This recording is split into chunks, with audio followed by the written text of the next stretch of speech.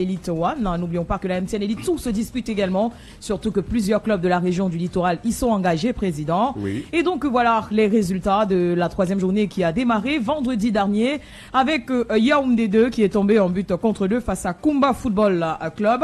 Samedi dernier, 14 février, au centre technique de la FECA Foot à Oja, les Astres de Douala ont été battus 2-0 par APGS de Mfou. Abamendi, Sable de Bati a laminé l'Union Sportive de Douala sur le score de 5-0. Atlantique de Kribi a battu 3-1 Goketunja de Bamenda. Edin Sport de la Léké ce même samedi est tombé 3 buts contre 100 devant AS Fab de Yaoundé, tandis qu'Avion Academy laminait ici à l'annexe de Bépanda, la seule équipe de la région du littoral à s'être imposée.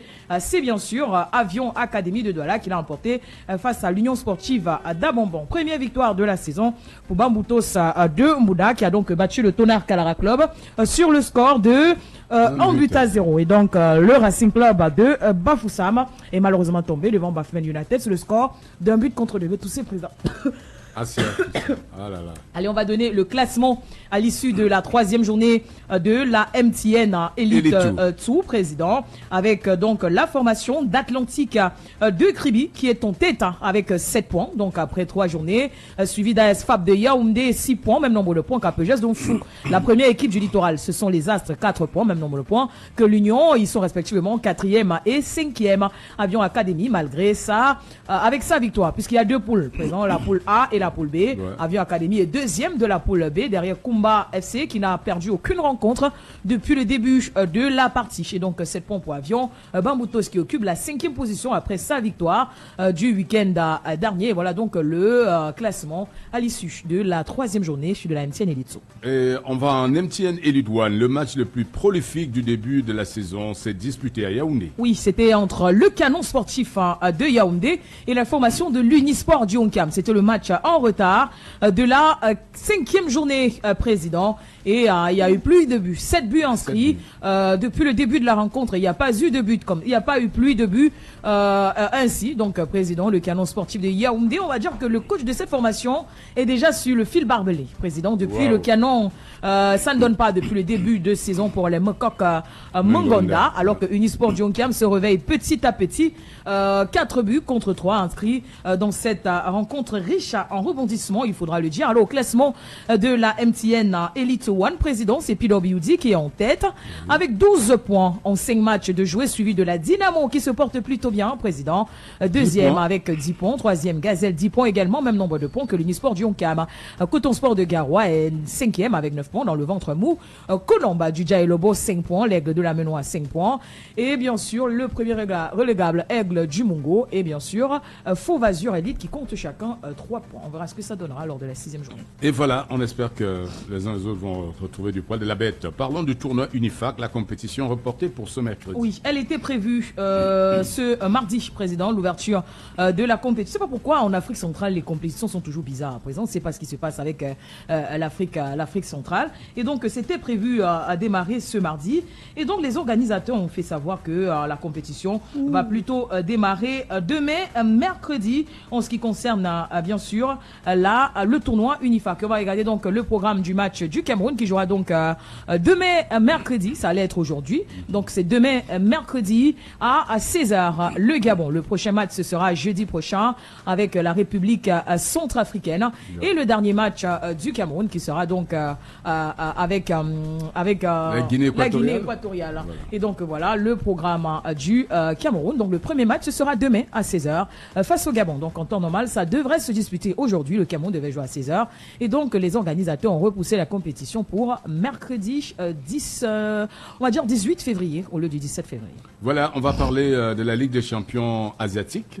C'est le championnat où évoluent certains Camerounais. Lionel Ateba, plus fort que Jean-Charles Castelletto. Oui, président, c'est la Ligue des champions d'Asie, AFC Elite. Et donc, il y avait un duel 100% camerounais hier entre Jean-Charles Castelletto et son club Al-Doulaï, et qui se sont malheureusement inclinés 3 buts contre 2 face à Al-Shortar de Lionel Ateba, l'ancien attaquant de la Dynamo de Douala. Donc, au thème d'un match spectaculaire, Jean-Charles Castelletto a joué toute la rencontre, soit 90 minutes, 7 dégagements, 3 interceptions compétition, 4 duels gagnés et 88% de passes réussies. Lionel Kateba, quant à lui, était titulaire, mais il était remplacé à la 76e minute.